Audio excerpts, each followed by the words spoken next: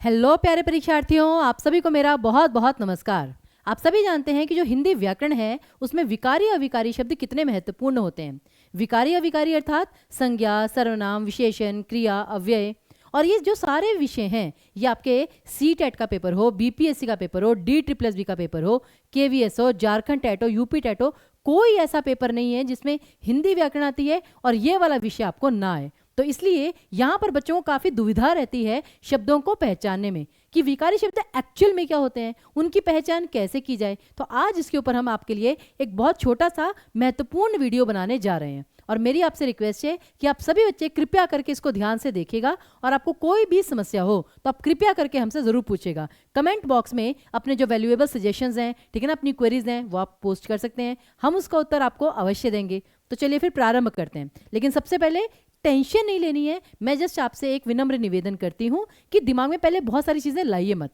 थोड़ी देर के लिए बहुत छोटा सा ही सेशन है जिसमें कि पहले आप ध्यान से पेशेंस के साथ चीज़ों को सुनिए, समझिए और फिर अगर आपकी कोई क्वेरी होती है तो वह बाद में ज़रूर लिखिएगा, ठीक है। तो सबसे पहले विकारी अविकारी। विकार मतलब क्या होता है फ्रेंड्स? परिवर्तन। विकार मतलब क्या होता है? परिवर्तन।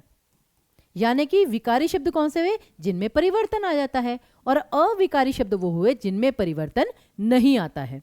दूसरी चीज, विकारी में भी परिवर्तन। परिवर्तन का मतलब ये नहीं है कि बस वो किसी भी तरीके से परिवर्तन आ जाए, उसका एक नियम है। कैसा? कि जो लिंग, वचन, पुरुष और कारक के आधार पर बदल जाते हैं।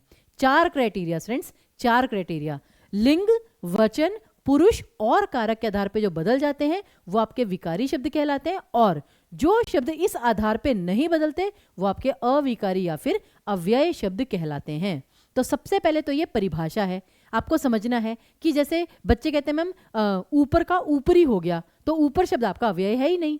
तो फ्रेंड्स हमें इन 4 आधारों पर देखना है। जैसे कि लड़का ऊपर चढ़ रहा है, फिर लिंग के आधार पे लड़की ऊपर चढ़ रही है, फिर वचन के आधार पे बच्चे ऊपर चढ़ रहे हैं। तो ऊपर शब्द किसी भी आधार पे नहीं बदला ना, तो ये क्या है? अविकारी शब्द। तो ये भी चीज हमें देखनी है, ठीक है। तो इसमें सिंपल सा तरीका क्या है, किसी भी शब्द को अपने माइंड में किसी भी वाक्य में प्रयुक्त करके देख लीजिए, उत्तर आपको मिल जाएगा। अब उसी प्रकार एग्जाम्पल आपको देते हैं। जैसे सबसे पहले एक शब्द है लड़का खेल रहा है। वचन लिंग के आधार पे क्या बदलाव होगा? लड़का की जगह लड़की, लड़की खेल रही है। वचन के आधार पे लड़के खेल रहे हैं।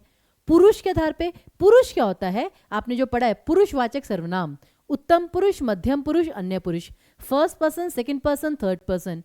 वो खेल रहा है, मैं खेल रहा हूं, आप खेल रहे हैं, तो बदला ना वाक्य में। और फिर कारक के आधार पे जैसे कि लड़कों को खेलना है, लड़कों।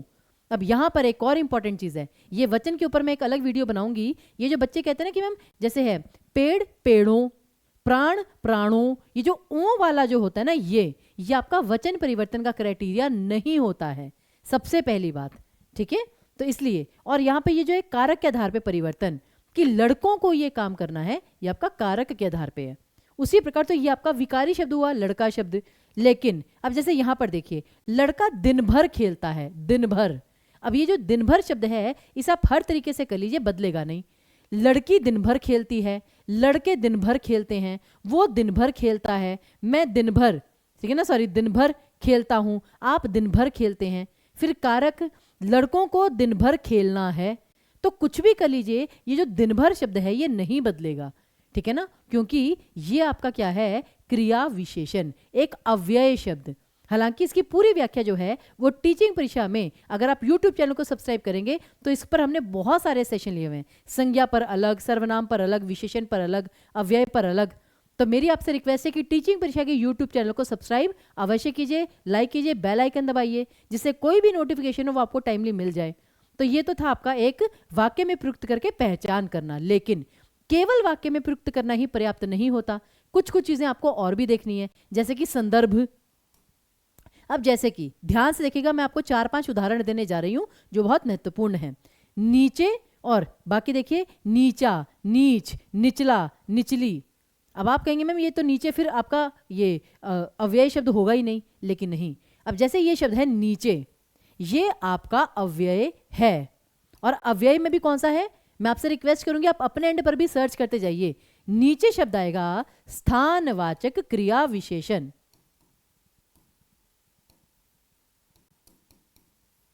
जैसे कि वो व्यक्ति नीचे ही खड़ा है। कहाँ खड़ा है? नीचे खड़ा है। लड़की नीचे खड़ी है, लोग नीचे खड़े हैं, बच्चे नीचे खड़े हैं, हमें नीचे खड़े होना है। तो ये क्या है? तो नीचे शब्द जो है वो आपका अव्यय है, जैसा कि मैंने आपको बताया। परंतु अब इसी से मिलते जुलते शब्द जो हैं, जैसे कि नीचा, उसने मुझे नीचा दिखाया। नीचा दिखाना मतलब कि जैसे एक अपमान करना, तो नीचा ये आपका भाववाचक संज्ञा है। फिर वो बहुत ही नीच व्यक्ति है, नीच यानी कि गिरा हुआ व्यक्ति, तो नीच आपका गुणवाचक विशेषण हो गया कि वो बहुत ही नीच व्यक्ति है। तो आपको संदर्भ भी देखना पड़ता है फ्रेंड्स, ठीक है ना। तो जो भी नियम होता है भाषा में, चाहे वो हिंदी हो, अंग्रेजी हो, कोई भी भाषा हो, संदर्भ सबसे महत्वपूर्ण है। फिर जैसे कि निचला, धरती का निचला हिस्सा द्रव्य है, कि जो धरती का निचला हिस्सा है वो मतलब ठोस है, कुछ भी कह लीजिए, निचला या निचली, कि पृथ्वी की निचली परत हमें अभी तक अज्ञात है कि निचली परत, ठीक है ना। तो निचला, निचली, ये सारे क्या हैं? ये आपका लिंग के आधार पे बदल गया, तो निचला, निचली, ये सारे आपके विशेषण हैं, गुणवाचक। तो इसलिए आपने देखा एक शब्द भाववाचक संज्ञा था, बाकी विशेषण थे, लेकिन वही नीचे शब्द जो था वो अव्यय था। इसी प्रकार का एक उदाहरण और देखिए, जैसे कम और कमी। अब जैसे कि कम शब्द जो है, अब ये आपका विकारी भी है, अविकारी भी है संदर्भ के अनुसार। जैसे कि वो कम बुद्धिमान है, जैसे हम कहते हैं ना कि वो तो कम बुद्धिमान है, तो कम बुद्धिमान, बुद्धिमान क्या है? विशेषण, और कम बुद्धिमान अर्थात प्रविशेषण। तो एक तो ये आपका प्रविशेषण में आ सकता है, और दूसरा अगर ये प्रविशेषण है तो विकारी है। लेकिन अगर मैं कहूं कि वो ना बहुत कम बोलता है, तो बोलना क्या है? क्रिया। कितना बोलता है? कम बोलता है, तो ये फिर किस में आ जाएगा? परिमाणवाचक क्रिया विशेषण। परिमाणवाचक क्रिया विशेषण, तो तब ये आपका अव्यय है, अविकारी शब्द। लेकिन कमी, कि मुझे इस चीज की कमी महसूस हो रही है, मुझे इसकी कमी का भाव हो रहा है, ठीक है ना। कमी, तो कमी क्या होती है? कम होने की स्थिति, अवस्था, तो ये आपका भाववाचक संज्ञा है। जैसे कहते हैं कि भाई भारत में एकता की कमी नहीं है, तो एकता की कमी, कमी मतलब कि कम होने की अवस्था, तो वो आपका भाववाचक संज्ञा में आएगा।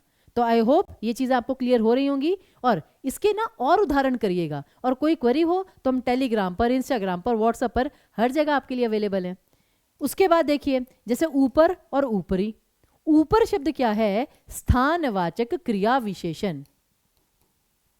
मैंने आपको इसका भी उदाहरण भी बताया है, सारे आपने करके देखे हैं कि पुरुष लिंग वचन कारक के आधार पर यह शब्द नहीं बदलेगा, कि स्थानवाचक क्रिया विशेषण ये है आपका अविकारी शब्द। लेकिन ऊपरी, बच्चे कहते हैं बस ये ऊपर का ऊपरी बन गया तो ये अव्यय नहीं है, ऐसा कुछ नहीं। ऊपरी शब्द भिन्न है। ऊपरी मतलब कि अपर, जैसे कि पृथ्वी की ऊपरी परत ठोस है, जैसे आप ये देखते हैं जमीन, तो ऊपरी मतलब कि अपर लेयर। या फिर जैसे कहते हैं कि छत का ऊपर या घर का ऊपरी हिस्सा हमने किराए पर चढ़ा दिया, ऊपरी हिस्सा यानी अपर पार्ट, तो ये क्या है आपका? गुणवाचक विशेषण। गुणवाचक विशेषण, तो ये आपका फिर विकारी शब्द हो गया, ये चीज आपको देखनी है। उसी प्रकार एक और उदाहरण देखिए, ऊपर और ऊपरी तो आपने कर लिया, फिर शाबाश और शाबाशी। अब जैसे हम कहते हैं शाबाश, तुमने तो बहुत ही अच्छा काम किया।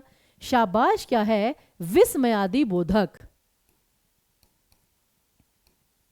विस्मयादि बोधक जो है एक आपका अव्यय शब्द, अविकारी, क्योंकि ये शब्द अकेला प्रयुक्त होता है कि शाबाश, ये नहीं बदलेगा, सिंपल सा वर्ड है। लेकिन जैसे हम कहते हैं कि तुम्हें कक्षा में प्रथम आने पर मोहन को शाबाशी मिली, तो शाबाशी एक स्त्रीलिंग शब्द है कि शाबाशी मिली। शाबाशी मतलब कि प्रशंसा मिली।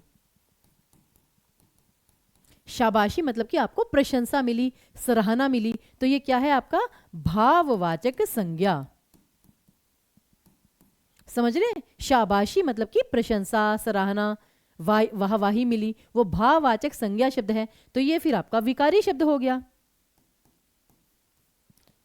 ठीक है ना? और तो इसी प्रकार से जैसे आपने उदाहरण किया, तो अल्टीमेटली इन चीज़ों को आप ध्यान से देखिएगा, समझिएगा, और ऐसे अगर कुछ और शब्द आपको लगते हैं और उनमें समस्या हो तो कमेंट बॉक्स में लिखकर ज़रूर जाइएगा।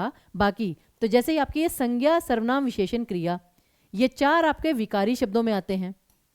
तो अगर आपसे कोई पूछे कि विकारी शब्दों के कितने प्रकार हैं, तो 4 हैं, संज्ञा, सर्वनाम, विशेषण और क्रिया, और एक एक पंक्ति में इनकी डेफिनेशन है।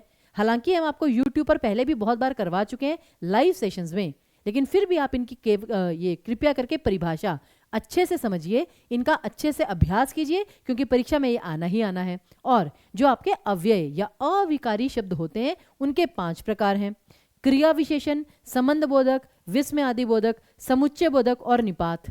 कुछ कुछ जगह पर इनके प्रकार 4 भी लिखे हैं। क्यों? क्योंकि इनके कुछ शब्द निपात ये सब में इंक्लूडेड होता है कहीं कहीं, लेकिन स्टिल अब इसको 5 प्रकार के रूप में माना जाता है।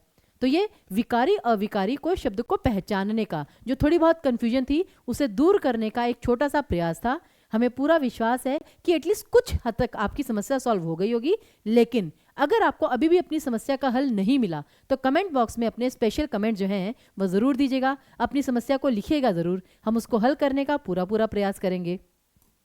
इसी के साथ एक प्रश्न का उत्तर ज़रूर देकर जाइएगा कि वो बहुत ही अच्छा बच्चा है, इस पूरे वाक्य में कुल मिलाकर कितने विकारी शब्द हैं, कितने विकारी शब्द हैं, ये आपको बताकर जाना है। लाइक और शेयर जरूर कर दीजिएगा फ्रेंड्स। और साथ ही साथ हम आपको बता दें कि टीचिंग परीक्षा का अगर आप कोई भी कोर्स लेते हैं तो आपको फ्लैट 50% डिस्काउंट मिलेगा। और अब तो आपको पता है कि 5 अक्टूबर को आपका एक महासंकल्प टेस्ट है जिसमें कैश प्राइजेस हैं। फर्स्ट रैंक वाले को 11,000 रुपये मिलेंगे, सेकंड रैंक वाले को 5,000 रुपये मिलेंगे, और 11 से 20th रैंक वाले को 500 रुपये मिलेंगे। इतने सारे कैश प्राइजेस हैं। और साथ ही साथ इसमें जो हम आपके लिए एक स्पेशल प्रैक्टिस सेशन लेकर आ रहे हैं, तो अगर आप हमारा कोर्स लेते हैं बीपीएससी ट्री 4.0 का, तो आपको कोई पैसा भरना ही नहीं है, आपको फ्री में वो सीरीज मिलेगी अपने आप, कोई फॉर्म भी नहीं फिल करना, ऑटोमेटिकली आप में ऐड हो जाएगी कोर्स में।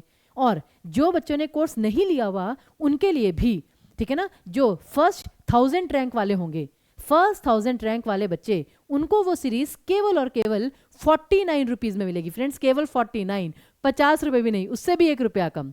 तो कृपया करके इसका पूरा पूरा लाभ उठाइए, अच्छा रैंक लाइए और जीवन में संकल्प कीजिए कि आपको कुछ कर दिखाना है, आपके जो अपने जो आपसे आशा लगाए बैठे हैं उनकी आशाओं पे खरा उतरना है।